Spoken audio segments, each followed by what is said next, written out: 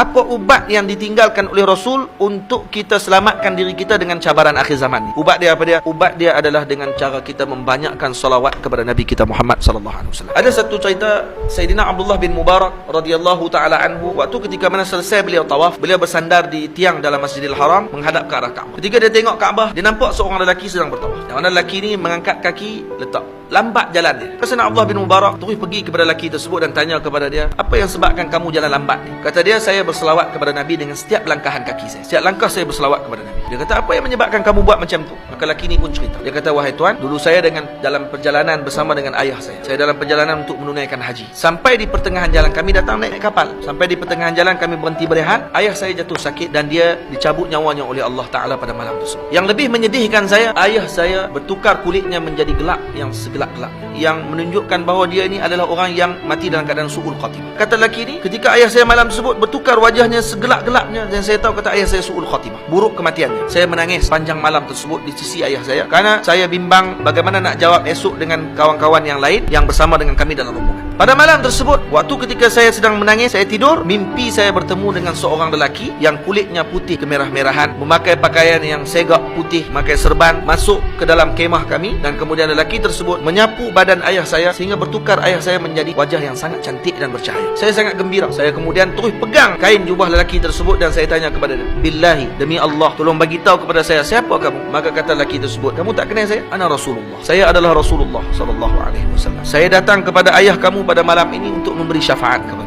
Ya, ayah kamu banyak melakukan kejahatan, tapi ada satu benda yang dia tidak pernah tinggal. Dia tidak pernah tinggal sebelum tidur berselawat kepada. Maka disebabkan tu, hari ini saya datang untuk memberi syafaat kepada dia sebelum di akhirat nanti. Kata lelaki tersebut, mulai malam tersebut saya berjanji, setiap langkah kaki saya tidak akan letakkan melainkan saya berselawat kepada Nabi kita Muhammad sallallahu alaihi wasallam. Lepas tu ada seorang ulama mengatakan bahawa kalaulah seorang mengetahui apa yang ada dalam salawat, maka selepas solat 5 waktu dia tidak akan lakukan perkara yang lain melainkan berselawat kepada Nabi sallallahu alaihi wasallam. Sebab tu tuan-tuan yang dirahmati Allah, lazimi salawat. Karena Nabi kita menyebut dalam hadis, Nabi kita mengatakan, man shalla alayya wahidatan sallallahu alaihi ashra. Siapa yang berselawat kepadaku sekali, Allah akan berselawat kepadanya 10 kali. Allah berselawat kepadanya 10 kali. Dan kata Nabi, siapa yang berselawat kepada aku 10 kali, sallallahu alaihi mi'ah, Allah Ta'ala akan berselawat kepadanya 100 kali. Dan kata Nabi lagi, man shalla alayya mi'atan sallallahu alaihi alfa. Siapa yang berselawat kepadaku sehari 100 kali, Allah berselawat kepadanya 1000 kali. Dan kata Nabi sallallahu alaihi wasallam dalam hadis, man shalla alayya alfan fi kulli yawmin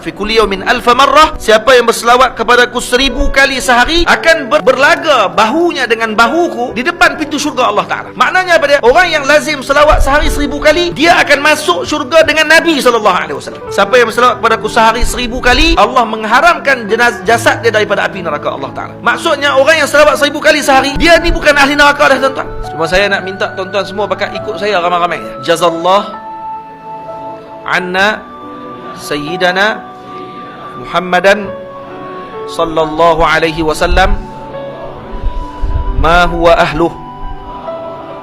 Jazallah anna sayyidana Muhammadan sallallahu alaihi wasallam ma huwa ahluh.